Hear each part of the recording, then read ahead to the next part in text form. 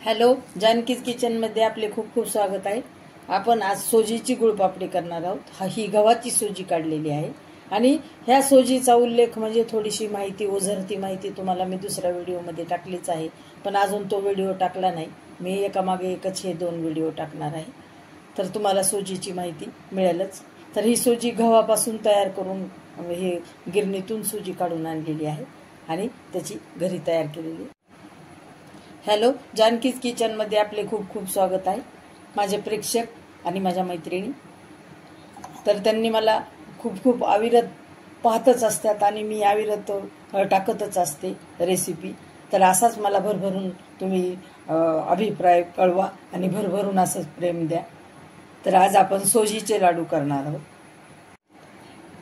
तर हे सोजी आपण ह्या ग्लासानं 2.25 ग्लास सोजी घेतलेली आहे ह्या ग्लासानं आणि पावणे दोन ग्लास हा गुळ घेतलेला आहे आपण त्याला टाकण्यासाठी। छान खिसून घेतलेला गुळ आहे आणि हे पाऊण वाटी आपण साजूक तूप घेतलेलं आहे घरचं। तर आपल्याला ही गॅस चालू केलाय आपण आणि सोजी आता आपण ही जी गव्हाची सोजी काढून घेतलेली आहे ही भाजून घेणार आहोत। तर हे आपण आता गॅस चालूच केलाय, पण मंद गॅसवरच आपण भाजून घेणार आहोत, म्हणजे आतमध्ये पर्यंत ते चांगली भाजल्या जाते आपली सोजी। आपण 2-3 मिनिट चांगलं असं ह्याला हलवून घेतलं आधी, कारण हे पुन्हा खूप खुसखुशीत होतात आणि चवीला खूप छान लागतात। हे असं छान भाजून घेतलं पहिल्यांदा की थोडं 2-3 मिनिट भाजून घेतले। आता आपण ह्याला थोडं थोडं तूप टाकून भाजणार आहोत।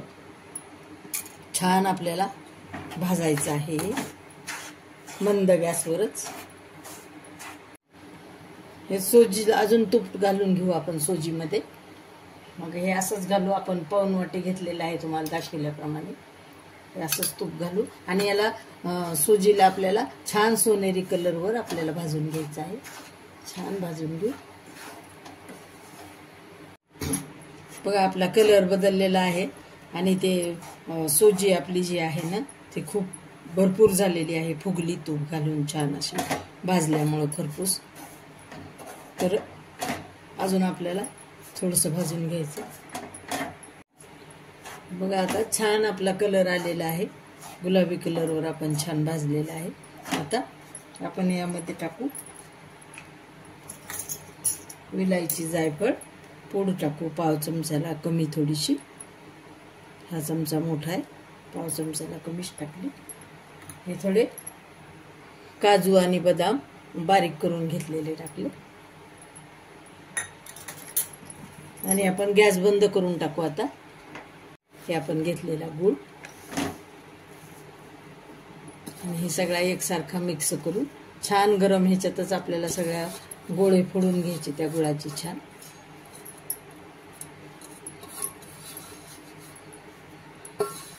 मिक्स करून घेऊ छान। छान आपलं गूळ मिसळून सगळं मिक्स झालं बघा, तुम्ही पाहू शकता। आपण पाऊण वाटी तूप घेतलं होतं, अजून पाऊण वाटी घेतलं, 1.5 वाटी तूप लागलं आणि हे जवळजवळ की नाही 1 किलोचं होतंय। 200 ग्राम कमी होतंय आपलं। तर 200 ग्राम कमी 1 किलोला, म्हणजे बघा आता हे 1 किलोचे लाडू होते। 200 ग्राम म्हणजे काही फार नाही ना, 1 किलोच्या जवळच झालं ना, असंच म्हणायचं। आणि याला 25 मिनिटं भाजायला लागले आणि असे हे लाडू आता आपण तयार करून घेऊ।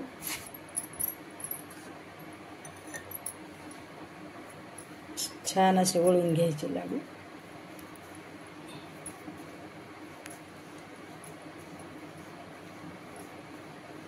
एक एक करून असं घ्यायचं आपल्याला, दाबून दाबून छान असं। हे सोजीचा लाडू, गुळपापडीचा लाडू किती छान होतो तुम्ही पाहू शकता। खूपच छान हे लाडू होतात आणि एकदम पौष्टिक। गुळामुळं त्याला कसं असतं बघा, गुळाचं साखरेपेक्षा कसं गोड पण कमी असतं आणि शरीराला गुळ चांगला असतो। त्यामुळं असं अधूनमधून करायला हिवाळ्यात वगैरे तर अगदी खूपच छान वाटतं। एक लाडू खाल्ला की एकदम असं पोटभरीसारखं वाटतं। त्यामुळे हे असं अधूनमधून करायला हरकत नाही। असे हे एक एक लाडू आपण असे करून घ्यायचे। अशा प्रकारे आपण असे दाबून दाबून हे लाडू करून घ्यायचे। हे आपले सोजीचे गुळपापडीचे लाडू तयार झाले मैत्रिणींनो आणि माझे प्रेक्षक।